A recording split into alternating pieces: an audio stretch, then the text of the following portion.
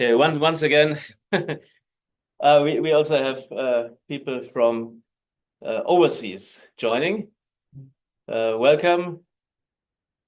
I just restart. Actually, we are just starting now.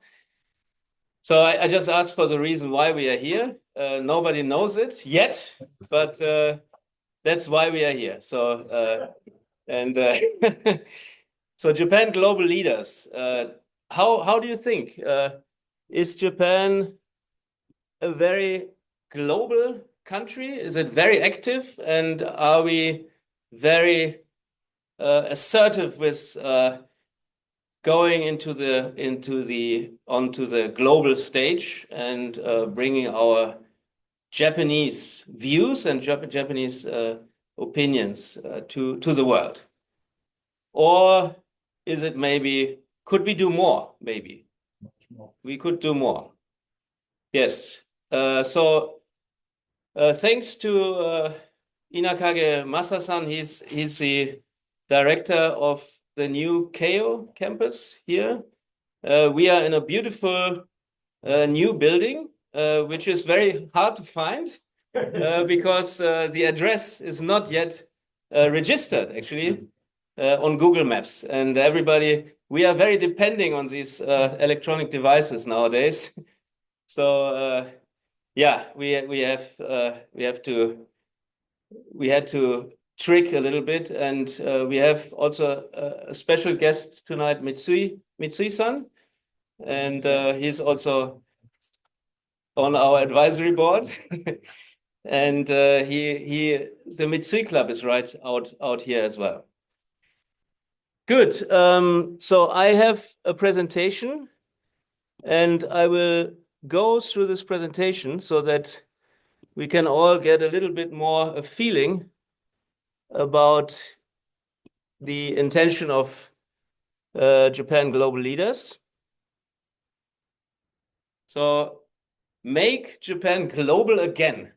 And when I say again, many people say, why again? And we discussed this a little bit also among the advisory board members. But one thing is that after the Second World War, there was actually what they call the first founders boom. So it was Honda, Matsushita, Toyota, and Akio Morita from Sony.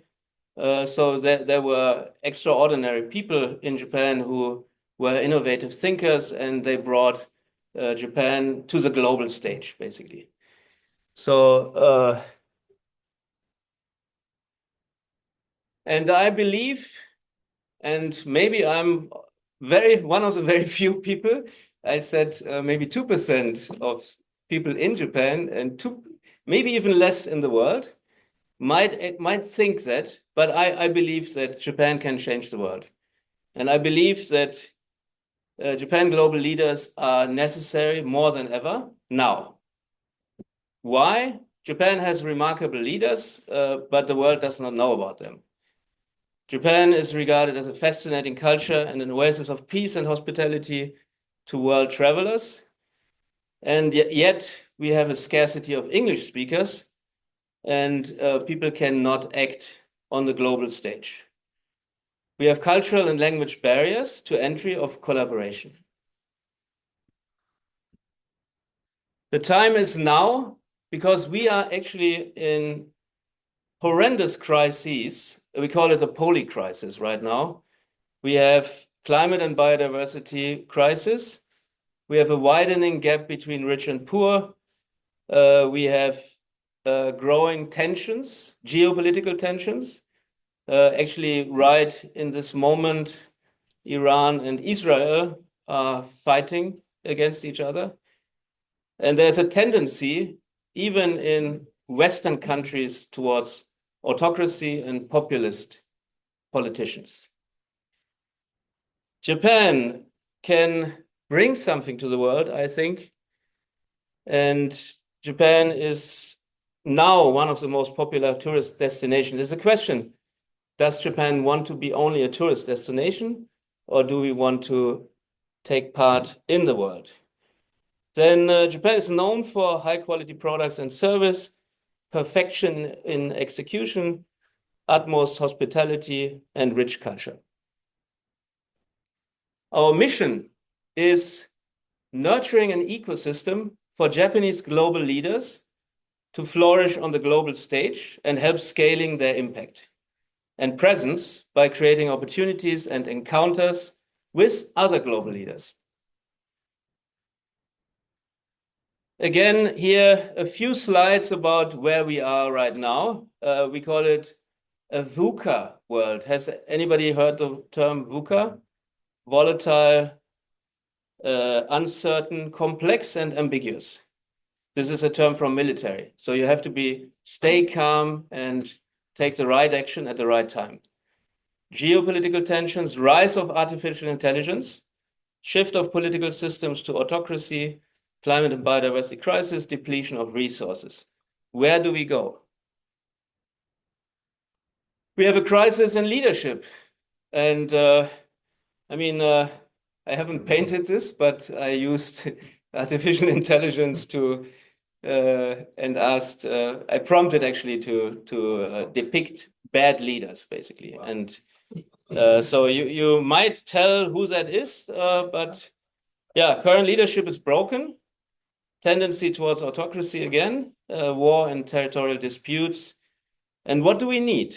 We need to shift from ego systems to ecosystem thinking, ecosystem leadership. We need responsible, caring, and serving leadership, soft skills, and diplomacy. The three divides, the social divide, the ecological divide, and the cultural spiritual divide. We live in a fragmented world. And the question is, do we want to be on the left-hand side in the future or on the right-hand side? Do we want to be good ancestors or do we want to go into the abyss? We need new narratives. Can we co-create and collaborate for a new vision? Can we liberate humanity from suffering? Can we heal the Earth's biosphere? Can we utilize technology and build a new civilization? By the way, if somebody is at the door, okay. We are watching. So everything starts always, leadership always starts from self. Who am I? And what is my purpose? Why are humans on this earth? What have we come to do? How can humans create beautiful things? And how can I contribute? Most people ask, what can I get? What can I take? And this is ego leadership. In the new world, we need ecosystem. We need people to collaborate. We need soft skills. And if we have found our true purpose, it will be much easier actually to communicate. And it will be much easier to communicate. So what is actually Japan Global Leaders? Japan Global Leaders is a program which we want to run for basically a year with an intermediate goal. We have met in Davos at the World Economic Forum. So we would like to prepare the leaders here that they can also participate in international conferences. We will offer regular convenings and information exchange, coaching and training sessions in order to brush up skills like speaking English skills, acting skills, negotiation skills, presentation skills, and these kind of things. We will create meaningful encounters. I'm a member of various groups, and almost every week somebody is coming into Japan who is in his capacity a global leader. So we can bring all these people together and can create these encounters so that no matter in which sector you are, you can have these encounters and you can reach out to other people from other countries and learn from them. And of course, you get access to exclusive events. So here's the timeline, and I don't go into the details, but basically we have touch points every month. And the minimum would be one touch point, basically, per month. And usually we have more because there would be ad hoc gatherings as well. So these monthly online gatherings can also bring, is somebody at the door? These monthly online gatherings, we can also bring famous people from abroad, and they will talk about a specific topic, but not too long, because the networking would be the most important. And training and mentoring. So what could be the weaknesses? We would also do a personal analysis in the beginning, basically. And usually it starts from speaking skills, and it starts from confidence itself. So how do you appear actually if you are on the stage, and how do you create rapport with the audience, and these kind of things. So training and mentoring will be offered by well-selected experts. We have a few ones here today. For example, David Russell, is he already here? Yeah, he's over there. He will also speak. Wes Wing is also here. Here. Oh, okay, yes. He's an actor, and he is teaching drama school, basically. And we have Nina Del Mar online, and she will also say some words. Ken Mogi, we have also, and I have a video actually from Ken Mogi, which I should play maybe after Masa has been talking. Good. So visit to international conferences. This is also one thing which is very important. So to get the practice and to actually learn about how can we do useful and meaningful networking? How can we plan for these large conferences? Because if you go to these conferences, you have so much going on. And then the tendency, which I have observed with Japanese people, for example, when they are in Davos, they schedule everything. They don't have any free space, and they lose out on serendipities. And if you don't create these serendipities, you shouldn't go, actually. I mean, you only do what you already know. But like Albert Einstein said, imagination is greater than knowledge. So we need to trigger these kind of encounters.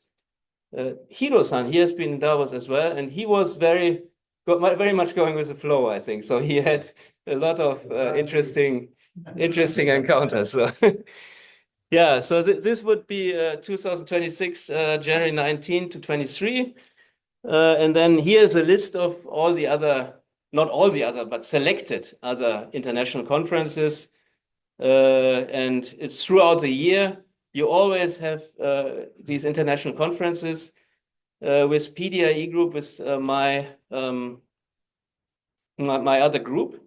For example, we also participated in the Munich Security Conference, and I was not physically there, but we actually brought a Japanese leader there. Mr. Terazawa, who is the head of the Energy Agency of Japan. Then if we, today we have one media person here. Is he still here? Okay. Yeah, oh, okay. Ueda-san, yeah. And we are connecting with other media as well. And we want to feature this whole series, and then feature the leaders and make profiles of these leaders, so that in Japan and also outside of Japan, we can boost the presence of these leaders and help them to really penetrate. And the other thing, which is not 100% clear, but if somebody goes into a direction, then the right step is already taken. I want to produce a documentary film about Japan Global Leaders and about the whole endeavor, what we are doing. And today Reno is here, he's filming, so maybe this will be part of the documentary film. So if you don't want to appear in the film, then let us know. what kind of categories are we looking into? We look at business leader and entrepreneur. Entrepreneurship is also for the Japanese government a very, very important thing. I talked about the first founders boom, Matsushita Konosuke, Honda, Toyota, etc. And now, especially in this era, we can produce a second founders boom. And we can look into high technology, we can look into nature-based solutions, we can look at everything which is related to AI and technology and which can change the needle or shift the needle so that we create a better future, basically. Female leaders, public figure. Public figure would be somebody who is publicly known, like politician, for example. We have a politician who is supposed to speak. She was supposed to come, but Koike-san, the Tokyo governor, is visiting her office now. So she cannot come here, but she will speak. And arts, culture, sports leader as leads. All these people have in common that they have a platform and they are purpose-driven leaders. So they are responsible. They want to be a good ancestor. They want to leave a better future for the next generations. And sports, arts, and cultural leaders must have impact, must have followers, and must utilize this platform, not just for putting out fancy pictures of themselves, but for transporting certain messages so that these people can really have an impact on our future. So all leaders strive for having impact rather than accumulating short-term profits. And yeah, again, why join? Of course, transformative skill sets, elite networking, exclusive events, and impactful leadership. We have these kind of leaders. It's just a kind of a small selection. There are some royalties. There are some famous business leaders. Paul Bragiel is a serial entrepreneur and investor who has been early stage investor into Uber, Stripe, Zappos, and he runs venture funds across all the 5 continents. He's putting together a new one here in Japan. Yeah, and all of these people are on my WhatsApp, and we can always get in touch with them. So, and this is the advisory board. So I think I actually went a little bit over time. So I would like to thank you, and I would also like to ask for support of all the people who are here. We have some extraordinary people today in the room, and I think that we share the interest in making Japan more global and for creating something which is good for the future and which is good for being a good ancestor. Great. Thank you very much. This is from my presentation.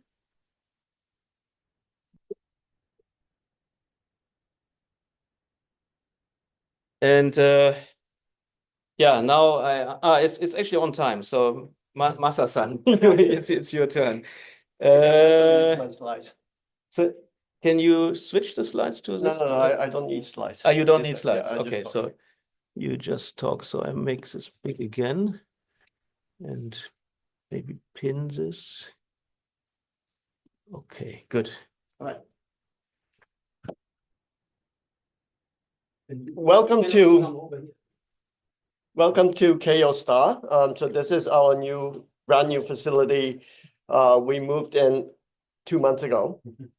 So we're still in the process of moving. You see lots of boxes unpacked. So I'm Masa Inakage.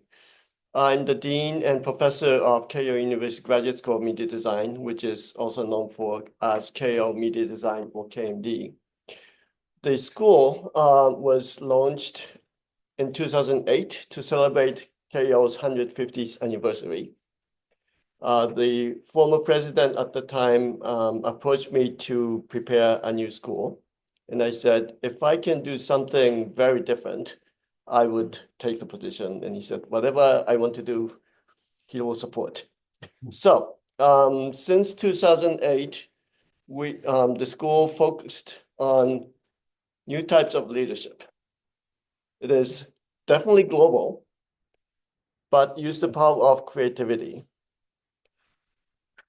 And we called the next generation of society creative society. And we believed that this power of creativity will make our future much better. And I think I still believe in this.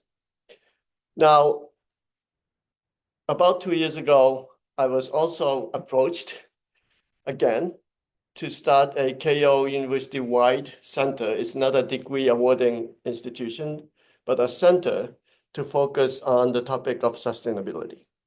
And so Keio STAR, the STAR stands for Sustainable and Transformative Actions for Regeneration. Regeneration is considered to be sustainability version 2. Sustainability is basically not to harm or less harm to the planet. Regeneration aims to improve the status quo. So that's why the R is regeneration. Now, with this group, we are talking about global leadership. The question is, what is global? And what is leaders? The global is at risk. When we thought about global leaders back in 2008 for my Keio Media Design School, one unified planet with cosmopolitan thinking that you go beyond borders and trying to collaborate as many people as possible. Today, we're not sure. So then the question is, what does global mean? And what will be the terminology of definition of global in 5-10 years? I still believe it needs to go beyond borders. Ideally, it should cover the entire planet, but we might not be able to do this, but at least a coalition of people with a similar thinking is my belief of global. Then the word leadership. There are many different versions of leadership definitions. Today, I believe the leader needs to have one super important topic in mind: to respect each other between different individuals, different organizations, different region, different value sets. And this respect also includes our planet. So the well-being of a planet needs to be respected. Indigenous people have been living with nature in a very harmonious way. Can we learn from those wisdom rather than reinvent the wheel? Can we think futuristically to envision our bright future and backcast today, so the wisdom and backcasting meets today? Then we can define what action to take. When it comes to sustainability, many institutions focus on becoming a think tank, recommending great ideas to be implemented by someone so the planet and individual health can improve. It's not good enough by just think and recommending. We believe somebody has to take action. And that's why Keio STAR, the A is action. We need to take action to change the course. I met Christian at Davos and we discussed many things. And recently, Christian came to me about this idea of global leadership training. I also believe the Japanese community should have more visibility in the global arena. How do we do this? It's not about language. Of course, English, the more fluent, the better. But it's more about the mindset of thinking. All right. Anyway, so long story short, again, welcome to Keio STAR. We hope that we can work together with you on this topic of regeneration. We are looking for members, and institution members. We are excited to partner with Christian on this very important topic of inspiring Japanese leader to become global leader of tomorrow. And this becomes not a program, but a movement, according to Christian. So welcome again. Thank you very much. Yeah, and the next speaker is a surprise guest, actually, and he got lost a little bit. Is somebody at the door? No? Okay. So this is maybe not a surprise guest. But I can maybe start introducing him. Yeah, he said that he was at the Mitsui club. Kiho-san was also at the Mitsui club, so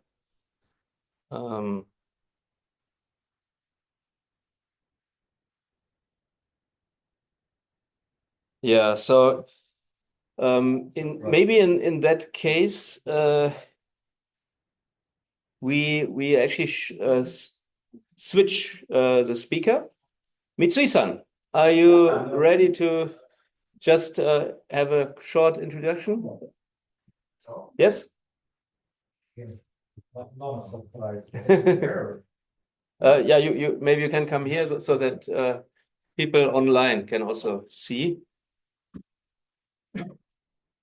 So Mitsui-san is a good friend, and I got to know you maybe 2 years ago. Something like that, I think. Yes, and so he has also agreed to be an advisory board member for us.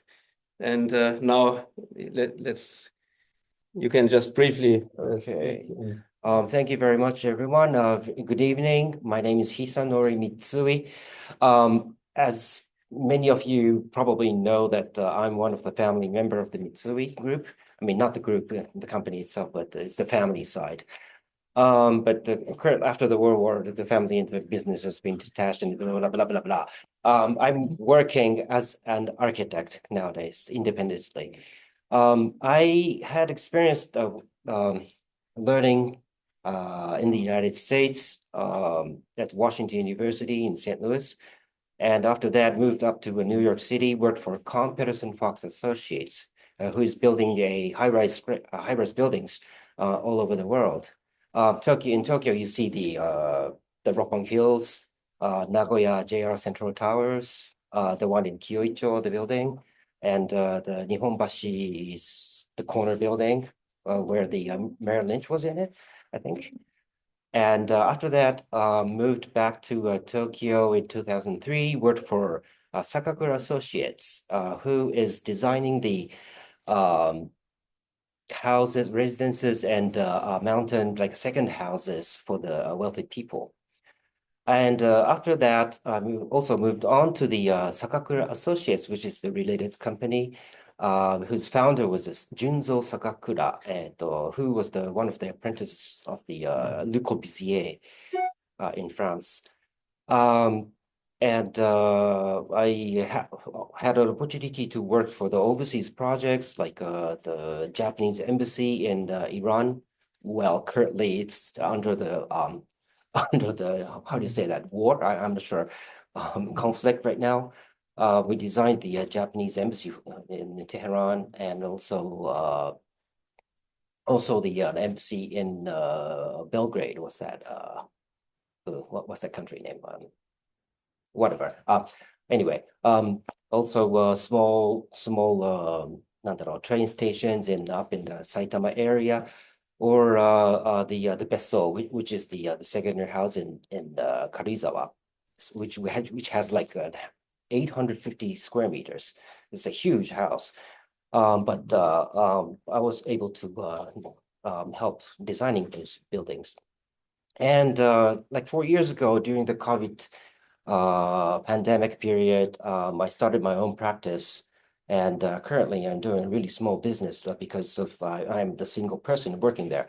I'm doing the marketing, I'm doing the president as well, president job, and also I'm doing the actual technical staff by myself, including cleaning the restrooms.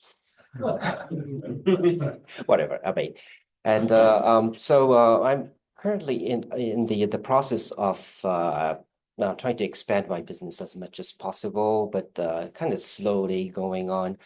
And I had Christian called me like 2 years ago or so. Let's started to knowing each other and called me into this global Japan leadership. Is that right? Leaders. Japan Global Leaders.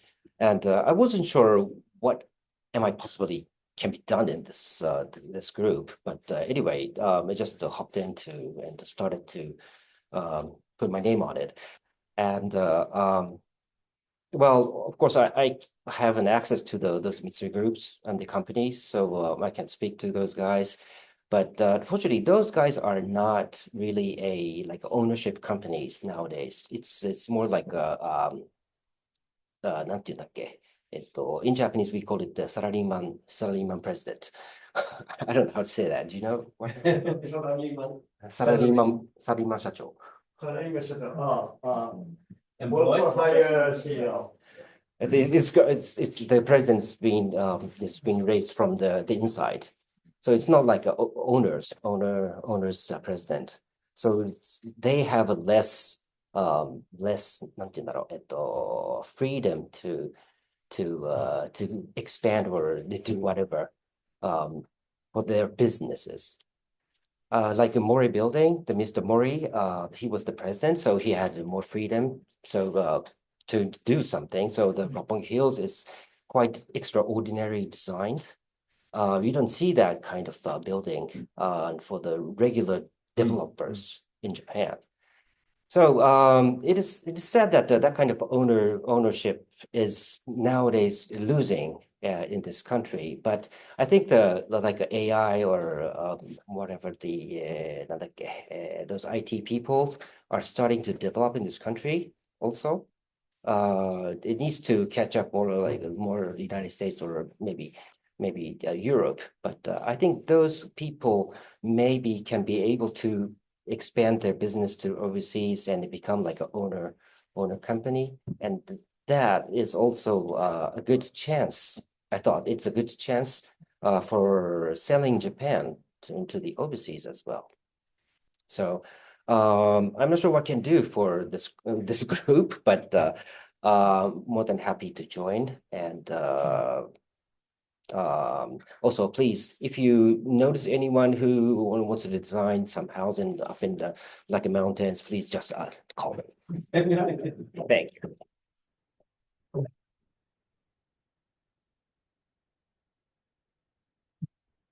Great. Yeah.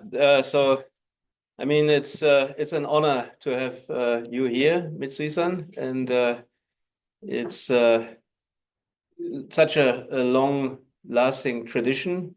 And this is also a symbol for Japan, that Japan has some of the longest lasting businesses and family businesses and companies. And yeah, so now the surprise guest arrived actually, and he's a best-selling author. He has written about a very important topic, and I think it's called Zen money. And Ken Honda, nice to have you here. Thank you.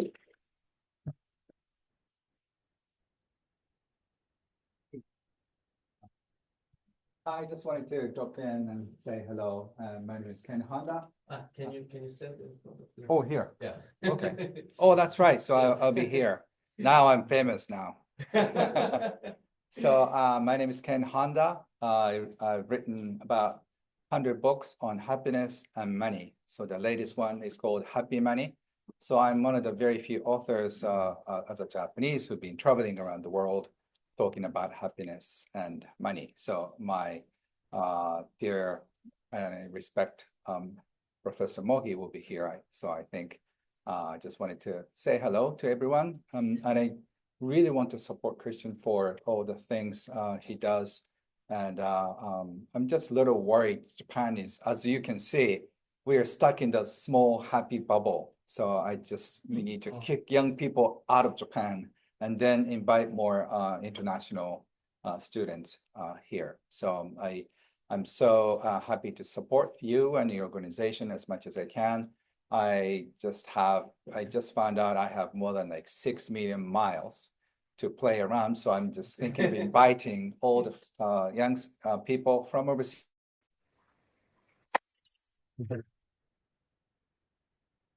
Sorry for the interruption. Yeah, so it's really an honor to have great people around. And let's see what's next on the agenda. We have David Russell now. He's one of the mentors and coaches.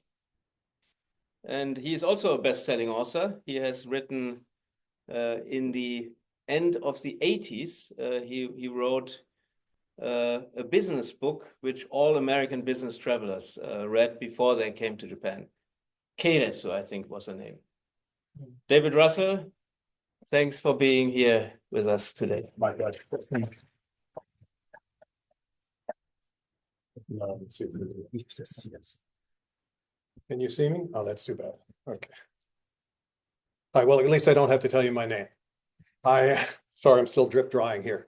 I just took a train in from Mount Fuji, which is where I live, and I'm enjoying the sauna effect in Tokyo. I've lived in Japan for the best part of 40 years, and I guess I've spent the last 30 or so years consulting for Japanese organizations, large ones, government, corporations, things like that. I've worked for the Prime Minister, I've worked for the Naikaku Fu, Gaimusho, Keisansho, and a bunch of different agencies. And more than that, I've worked for probably 30 or 40 different companies, some of the largest corporations in Japan. I've taught at universities. I've got a pretty broad background. As you can guess, I'm completely bilingual. That is, I speak both English and Japanese very badly.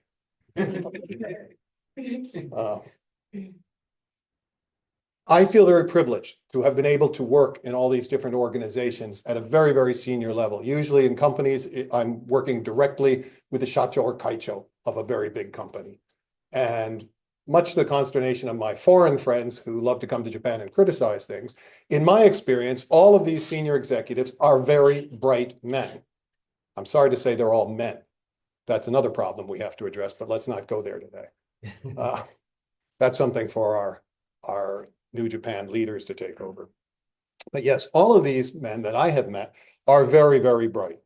All of these leaders are smart, they're serious, they're hardworking. They're all graduates of the top universities in Japan. Many of them are graduates of Keio, right?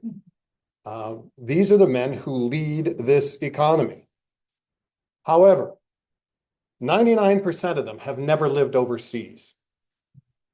99% of them cannot speak or understand any foreign language. They're monolingual. 99% of them learned everything that they know about business, about global strategy, about finance, corporate growth, everything they learned inside their companies. Or maybe from reading Nikkei a little bit. Probably not much of the latter. Because that's the way Japanese companies are structured. It's a structural problem. People don't get to move around to different companies. They don't job hop until very recently. This is the traditional structure of Japanese companies. You all know that. They join a company, people get moved around, you're rotated around in the jinji, you get to serve in many different departments, so you learn everything there is to know about a company. Basically, people learn about business from their superiors. The senpai teaches the kohai. And that system has worked brilliantly well. That system has worked very, very well throughout the 20th century. No complaints. Unfortunately, times are changing. So we have a whole group of senior executives running Japanese business, basically running the economy, and certainly the same is true in the political field and in academia. Very senior men are running the show, and basically they were all educated in the Showa era. And their senpai were all educated in the Showa. So basically, they're handing down an institutional memory from 30, 40 years ago. This wasn't a big problem back in the 20th century. In fact, it was a good thing. Back then, the world wasn't changing so fast. Japanese companies wanted to hire people who had no special skills. And then they would teach them everything that they needed to know inside the company, just as I've said. One of the biggest things everyone learns in a Japanese company, and certainly you have to learn if you want to get promoted, if you want to get to the top, and every single senior executive I have talked to feels the same way, and that is risk is the enemy. People hate risk. They're terrified of risk. There are very few exceptions I can cite. And yet, if you talk to CEOs, if you talk to chairmen of big companies today, they all say the same things. We need creativity. We need innovation. We need modern thinking. But they all hate change. They're terrified of change, which means these are buzzwords to them. Find me a shacho of a gigantic corporation in Japan, especially one of the old zaibatsu companies, who truly understands what innovation means and what would happen to his company if he brought in real innovative thinking and still supports that idea. I don't think there are any people like that. There are people who support innovative thinking, but they're not running big companies. Or they don't really understand what creativity and innovation means. As I said, things are changing, and they're changing too fast for everyone. I'm reminded of a quote from a famous futurist in Stanford named Ray Kurzweil. You may have heard his name. And among the many, many things he said, because he can't stop that, Ray said, the pace of change is changing. The pace of change is speeding up. This is something we haven't come to terms with yet. It's not just the world is changing, the pace of change is increasing. This is a terrifying thought, right? Think about AI. Every company on the planet is struggling with how best to use AI tools right now. How can they help their business by adopting AI? Japanese companies are facing the exact same situation. They're all interested in AI. They're all studying AI, but that's what they're doing. They're studying it. They're looking at other companies. How do people in their same business sector use AI? Were they successful? Where did they fail? How could we adopt it? Let's talk about that. Let's look and see how other people have made mistakes and try not to do that. Japanese companies are still, not just in AI, but in every new technology, in every new idea, they are handcuffed by their mindset, by a cultural mindset that says, do not take risks. Minimize risk at all costs. That's the most important thing. Adopting new technology, that can come later, right? Change always implies risk, and companies hate risk. So they're studying and they're studying and they're looking for the safest possible way to move forward. While the companies are debating these things, AI is changing. Every few months, it's fundamentally different. You all know this. AI is fundamentally different now from what it was a year ago, and it's totally different from what it was 2 years ago. What's going to happen while companies spend all this time thinking about new technologies? This is not a problem of technology. This is a problem of attitude, of cultural norms. And as I say, the cultural norms worked beautifully for decades. They helped Japanese companies grow strong, become world leaders, but they're not working anymore. Now, what's interesting, certainly in the US, but also we see here in Japan, and I find this particularly interesting, when I go around Japanese companies, I see a lot of young people who aren't afraid of change, who are interested in change. They grew up with software. They know that version 2 is always better than version 1. The CEO doesn't know that. CEO thinks version 1 should last for the next 50 years. That's stability, and stability is the most important thing. Young people know change can be a good thing. Change can present opportunities. To them, change can be fun. You know, switch 2 is way better than switch 1. They get that, right?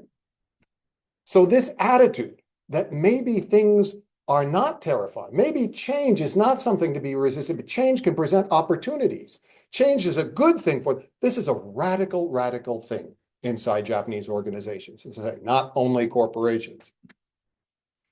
So the hard, inescapable fact of this century is that what made the skills that made business good, the skills that made great leaders in the 1960s, in the 70s, in the 80s, are not the things that are going to produce good leaders tomorrow.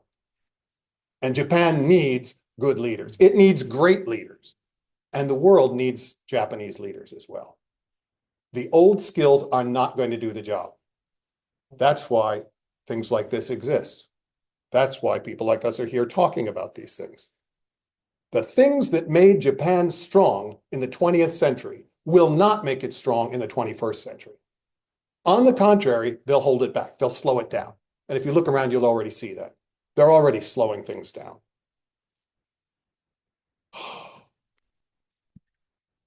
We need to change Japan. We need to change Japan so that it can lead the world. There are so many areas where Japan's voice should be heard in the world, but Japan speaks too softly.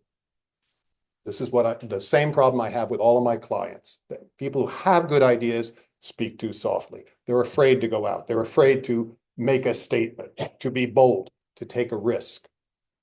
This is not a structural problem. It's not a technological problem. It's not an educational problem, although Japan has all of those problems.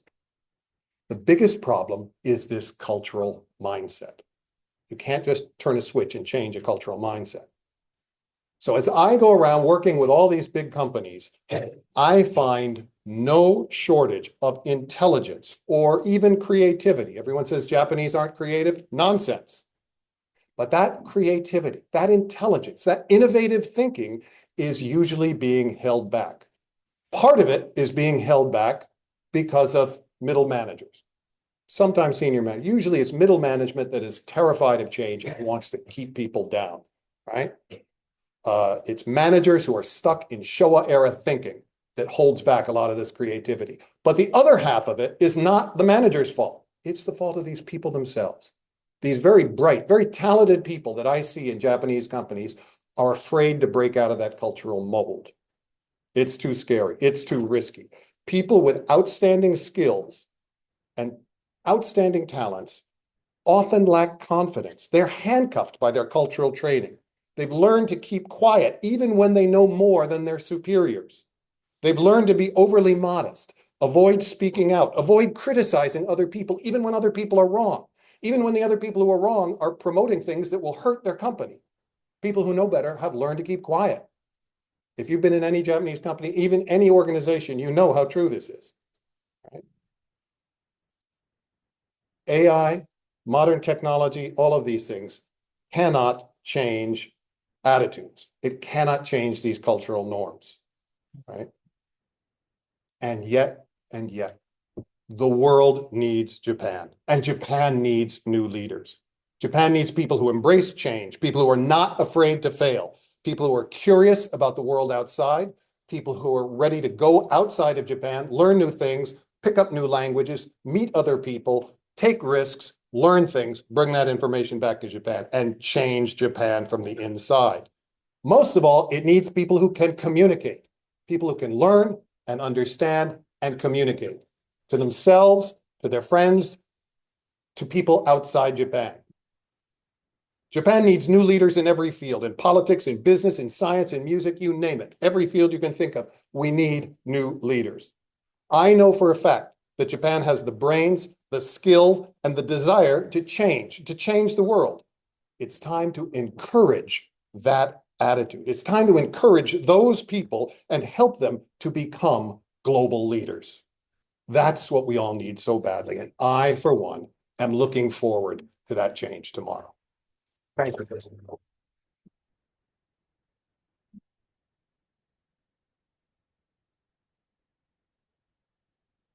Fantastic. That was really. I'm wondering how our Japanese friends feel after this speech. Do you think there were some good points, or do you think that maybe it's a little bit too dramatic? Or yeah, but we need these new leaders, and one of these emerging new leaders is waiting online now, and she's also a great supporter of Japan Global Leaders. She is an advisory board member. She is an investor and philanthropist. She's active in many different organizations. One of these organizations is World Being, which we are both active in. And She is also the chairman or chairwoman of Wingstone International, right?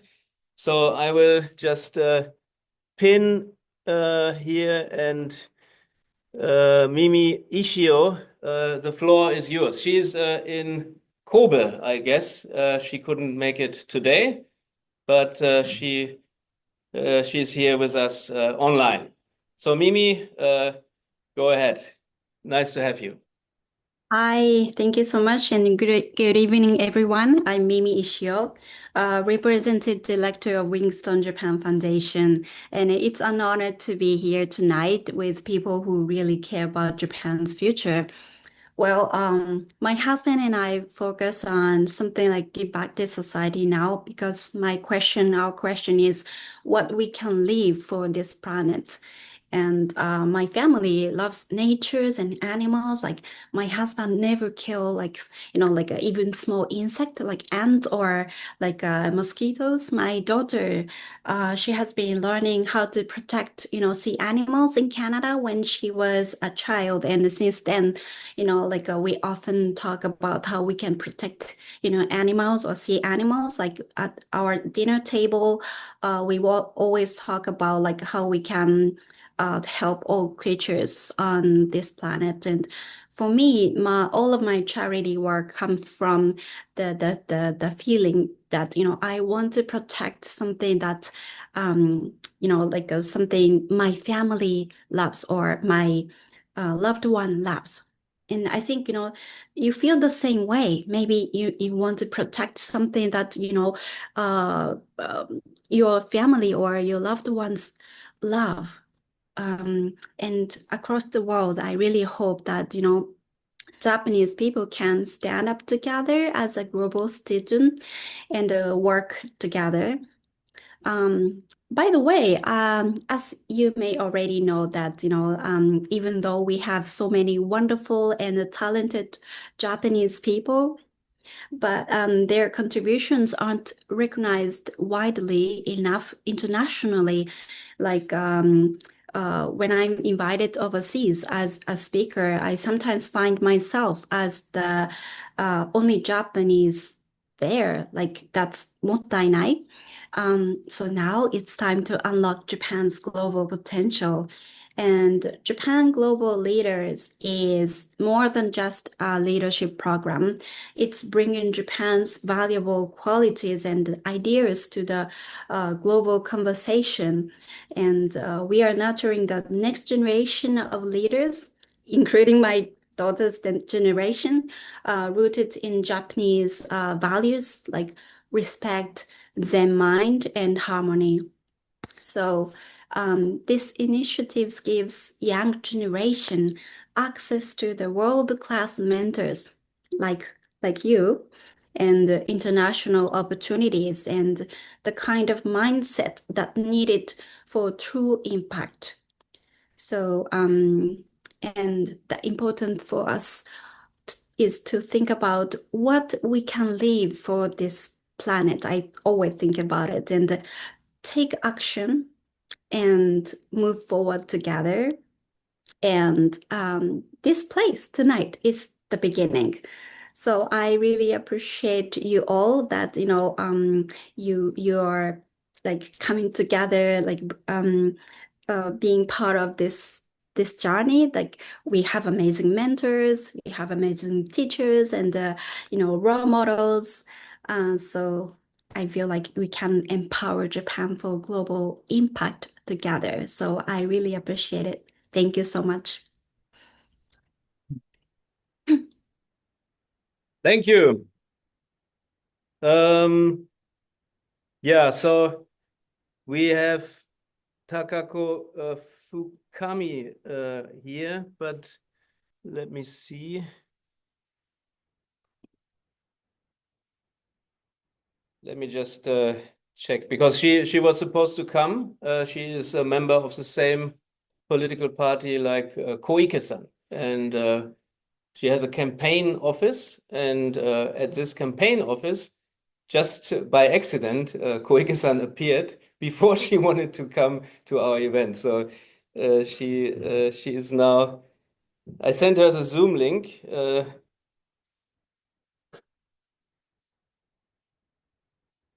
So let's see. Yeah, and if she can not speak, then I would give also the opportunity to Nina Del Mar. She is sitting in Berlin. She is also one of our mentors and coaches. I know her for quite a long time already. And Nina, you would like to say a few words. And I think she has been to Japan quite a while ago, and she wants to come back to Japan. So it's a great opportunity. And she is originally from San Francisco. She is a female entrepreneur. She works on some great, interesting stuff. And yeah, Nina, I will pin you now. You have to unmute yourself, and then the floor is yours for 3 to 5 minutes. Thank you for being with us today. Thank you, Christian, for inviting me to be here. Hello, everyone. Yeah, Christian and I met several years ago, and I love how he talks about in Davos, not having everything planned and allowing for these moments where you can stand in a place and see who comes to you. So you're attracting the right person at the right moment. And I feel in terms of this balance of, let's say, the structure and the planning and the determination and the focus, this is a very important energy to have. But also, we can say some of these softer skills of allowing, of trusting, of being, of calm, of presence. And I think what we are seeing in this world, we've had a lot of this, let's do this, let's create this. And we need a balance of, let's allow this, let's be this, let's trust this. So I am a female founder, as Christian has said, here in Germany, originally from the States. And I see also a lot of the challenges of for female founders to build, but the importance of the ideas and the things that we want to create for this world. As I say, and not to stereotype, but even naturally, what I was building was something to support community. And in my ecosystem and network of female founders, there is a look towards creating things that really encompasses all of us. So I'm bringing attention to this topic of supporting female founders, connected with networks here for this. And I love to also be, to focus on encouraging female founders in the Japan Global Leaders Program. I'm also, and this is my thing, as I say, with this, we have this focus, but I would say that I am diverse, not just in my upbringing and how I look, but in the things that I'm interested in. So because I have a natural affinity to express, this is a very important thing as well. Not that you are on stage and I have the plans and I have the idea and this is what I want to create, but how am I expressing myself? A friend who was invited to a lot of events with prime ministers and presidents and really influential people in this world, and he goes to these events and he says, you know what? It's not what these people are saying that I remember. It's actually how they make me feel. And I want to also bring this into this program with the global leaders, that it's not only what you're saying, but it's how you're expressing your feelings, how people can feel connected to you, how they can feel that they can trust you, that they like you, that feel safe with you. And this is something that comes across in what I would say this emotional expression. And so this is also a training that people can learn to express themselves emotionally. And yeah, we all want these leaders who are, we use this word authentic, but what does this actually mean? Authentic is not I'm following what everybody else is doing, but I'm expressing inside of me what I believe in, how I feel, what I see. So I'd like to bring this element to Japan Global Leaders. Yes, I haven't been to Japan in a long time. I was in university and met two close friends who are Japanese who invited me there. And I remember really this key word, and I think David had said this, respect. Japan has a lot of respect for this world, for each other. And I think this is a key value that the Japan Global Leaders can really bring out into this world to inspire others. So I'm very honored and happy to be part of this group. Christian, thank you. Christian is really a dear friend of mine. When we met at this event, we really kept in touch a lot, and he is somebody that does not give up. Never. Yes. Never giving. So I was like, Christian, your things are gonna work because tenacity. There's also something really wonderful that you bring. But in Japan, you see the shining stars. You give them the focus, give them the platform to rise.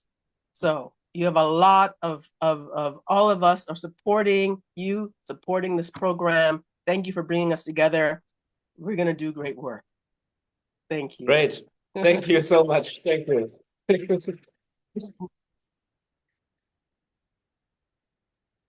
Yeah, I want to say what would be Japan Global Leaders program without global leaders, without young global leaders. So I have actually invited quite a lot of these young people who we have already selected, and they are very busy. Everybody is very busy. Even the politician is just said that she can probably not even speak on Zoom. I'm expecting another person who's working in the government. She's working at a digital agency, very bright person actually. And we have one famous person here who is actually already performing as a global leader, John Kojiro Moriwaka. Would you like to say a few words about yourself and about, you haven't unfortunately not followed the whole event, but you know about what it means to be a global leader. So just introduce yourself and thank you, Christian. Good evening, everyone. My name is. Stand in front of the. Here? Oh, here. Okay. Hi. Hi, Mimi. And what's her name? Nina. Nice to see you. Hi. Hey, long time no see, Philip. Guten Tag. So good to see everyone. Xin chào, tôi tên là Crazy John. I just spoke in Vietnamese. And I just back here from Latvia and Czech Republic and Dubai. And spend time like one third of time I'm go overseas. So this month, next week, I'm invited to France, then Monaco, give a talk about innovation, blockchain, Web3, and investment. Then move to Germany, then straight away move to Kitzbühel in Austria for World Venture Forum. Anybody going? Huh? I think Christian is also part of the group. It's a World Venture Forum. We have over 200 family offices coming. So I'm honored to be an ambassador. So after spend time with over 200 family offices in Kitzbühel in Austria, I'm moving to move back to Munich for actually meetings and Zurich, then going to Riyadh in Saudi Arabia. Who is going to Esports World Cup? Nobody? No. Really? So Saudi Arabia government gonna invest tons of money for esports. And that could be our next big movement for meeting global leaders and many investors and sponsors for like many events. Actually, people who likes the F1? Okay, so yeah, before maybe people sponsor F1 or people sponsor PWA tour. Who play golf? Okay, So I was also sponsoring of PGA tour in Chiba last year. So I could meet many actually great people in the VIP room, and that could be shifted to maybe esports. So I was not interested in the watching the esports, but I'm interested in meeting lots of influential people, and that's the reason why I'm going to Saudi Arabia. So after Austria, so meeting also startups that could be our next global leaders. They are young, nobody knows them, nobody cares about them yet, but those people who have a passion, they could be the next leaders. So I'm always hanging around with the crazy ones, and crazy ones people ignore them. But when they're becoming big, we cannot ignore them. And those people are very passionate, and every day meeting those crazy ones. And funny thing is, funny enough, like they find me. So maybe I'm crazy enough to hang around with those guys. And I also like big guys. So people who have a potential actually could be sponsors and supporting as an angel investor for those crazy young entrepreneurs. And or those could be a family office or somebody in the generation to generation, they are very rich in the family. But some people suddenly become rich, maybe because of the cryptocurrency, maybe because they had IPO. So I also hanging around with those guys as well. And I just like to make friends with people like you guys. This is, you guys are crazy, Monday. And did you have dinner yet? Not yet? I just had a beautiful dinner. I got lost. I was so sweaty. And some strangers, she was so kind enough. She took me to here after her job. She was a stranger, became a friend from hospital. So you guys are crazier than me, or you haven't had a dinner yet. Okay. So very happy to be a good friend with Christian. And when he's been doing new things, I'm always following him and always like to support. And I like to meet all of you. And I like to meet all of you in the person overseas on the online as well. So my name is Kojiro Moriwaka. People call me Crazy John after John Manjiro. So let's really help people who are crazy enough to really change their actually our world and also contribute to their hometown.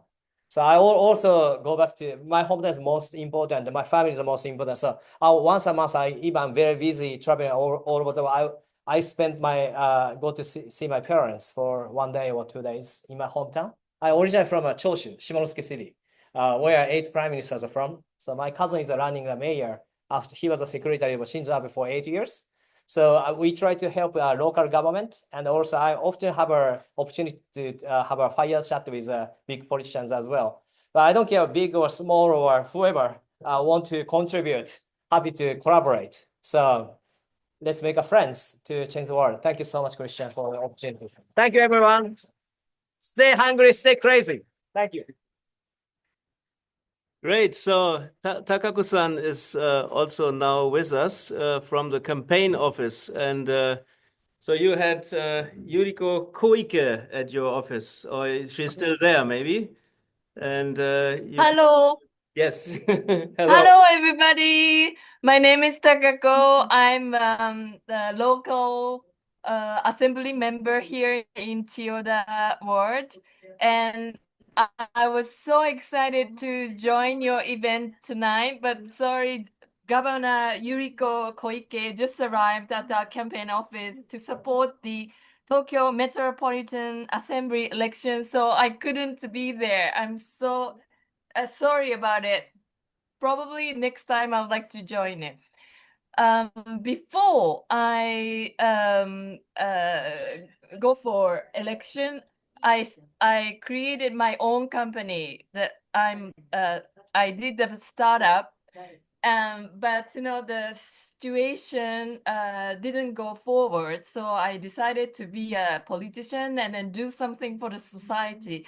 As you know, that Japan is such a super aging society, and the need to create the new vision, how to live our belonged life, like 100 years life.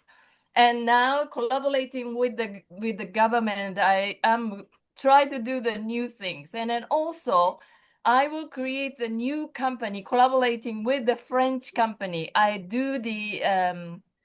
introduce a new robots into Japanese market, and not only the task robots. It's more like, the conversational entertainment robots.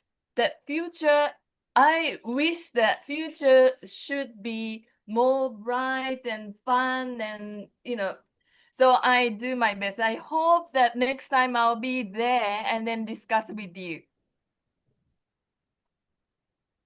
Is it okay? Fantastic. Thank you so much. Thank you. Sorry, Chris, I couldn't Thank you. be there. Yeah, next time you have to be definite, and you bring Koike-san maybe with you. Yeah, I do my best though. Yes, great. Okay. We need to win first, yeah? Okay. Yes. We keep fingers crossed. We keep fingers Yes, crossed. thank you Okay. very much. Yeah. Then Japan has an aging population problem, and it's a declining population, but there could be help also from outside. So we have a potential young global leader here, Jin. Maybe you want to say a few words. I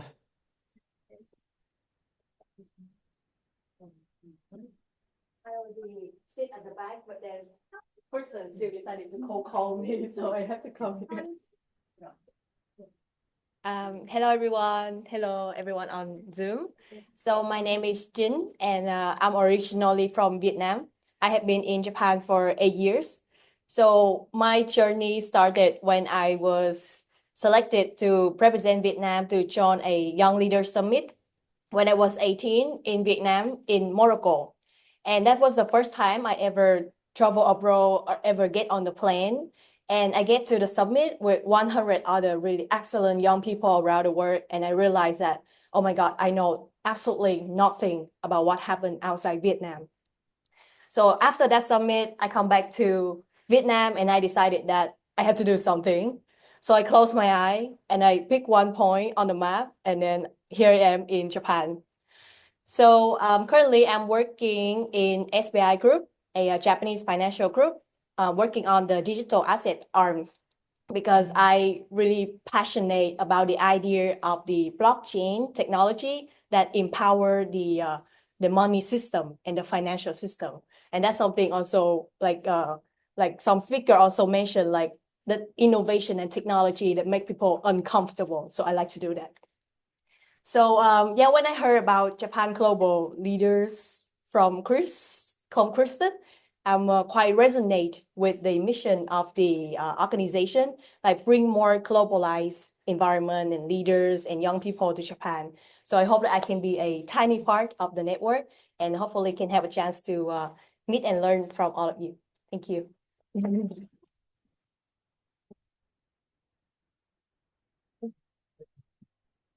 Want to say something? Otherwise, I think we have also Philip Horvath online. Would you like to say a few words, and then we go into the kind of networking part? So Philip is also a Japan fan.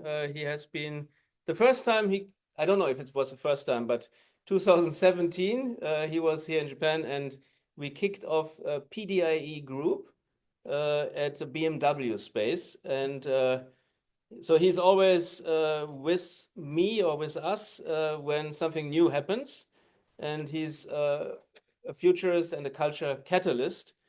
He sees the future, and he's also a kind of a magician. So I would like to give you the mic. And he's also in Berlin, and he has been in between Silicon Valley and Berlin, has been advising large corporations like Microsoft, NBC, Airbus, Siemens, the German company, and had done a lot of innovation work with entrepreneurs as well. He's one of the best people in innovation, I know. Well, thank you so much for the introduction. I did not expect to speak today, so I didn't do my hair. I hope it's okay. But thank you so much to be part of this really important initiative. And as Christian said, when I met him in 2017, but when I came to Japan in 2017 for the first time, I got to help kick off the PDIE group. And what I talked about back then was all these beautiful Japanese concepts that I had learned about Japan as a teenager already, because I was always very, very fascinated by your beautiful culture.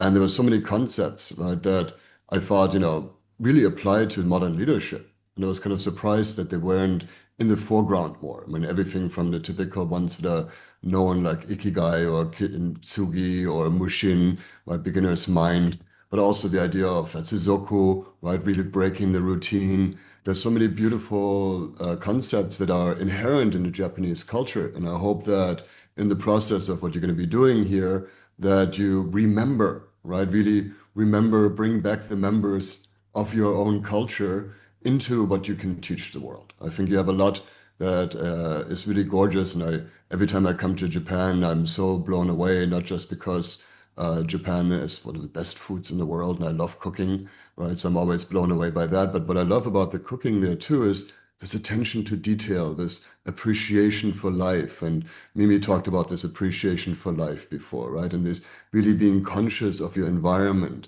and the respect, that several of you mentioned. And I think mixing that with what was talking about in terms of the authenticity and bringing a little bit of crazy in, like John talked about as well, allowing a little bit of that, allowing a little bit of breaking out of the patterns and the restrictive cultural context that we've been creating. Because similar to Germany, Japan also has had a very male-dominated culture, a very left-brain dominated culture. And in the process of that, even our brain has slightly shifted, right? Our brain's literally like off kilter right now, where our left brains become so predominant because we want to have certainty out of fear, right? And so we make everything logical and structured and organized.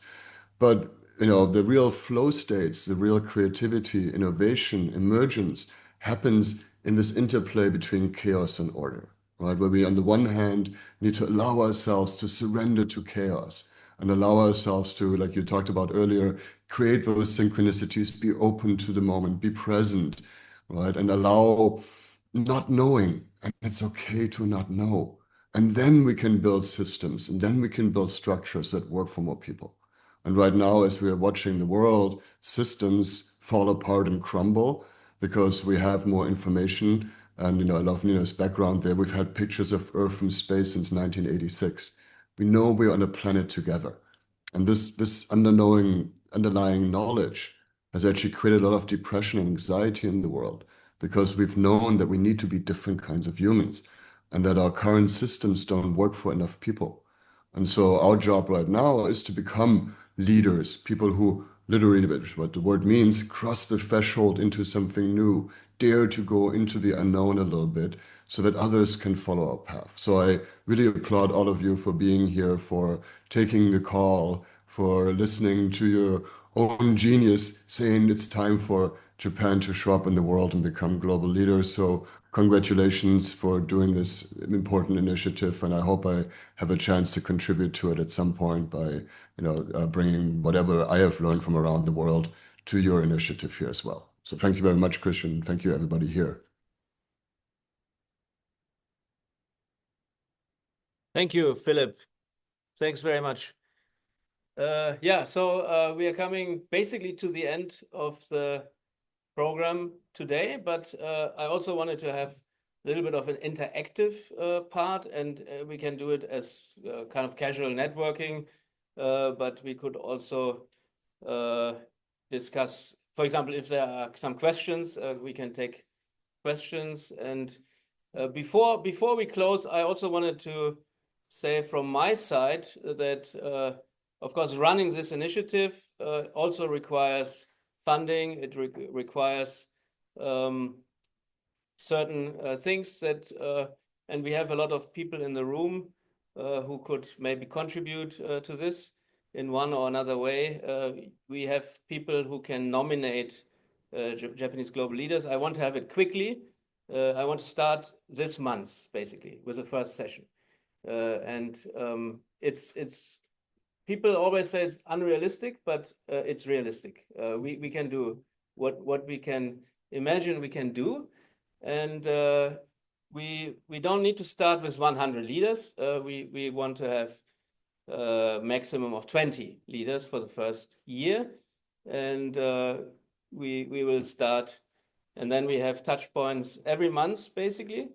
And yeah, so everybody is invited to, and of course, global leader is not something for everyone, but we want to inspire people. We want to inspire the rest of the population, and we want to cover these people with media.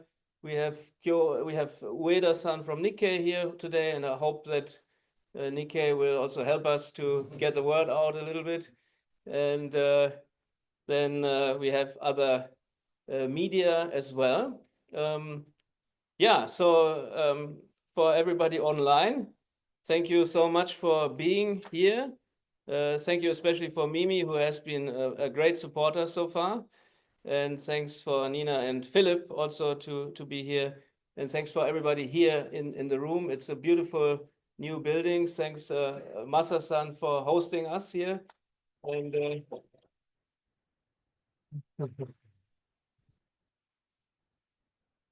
yeah, so I will stop the recording and stop the Zoom now. So thanks very much, and see you soon.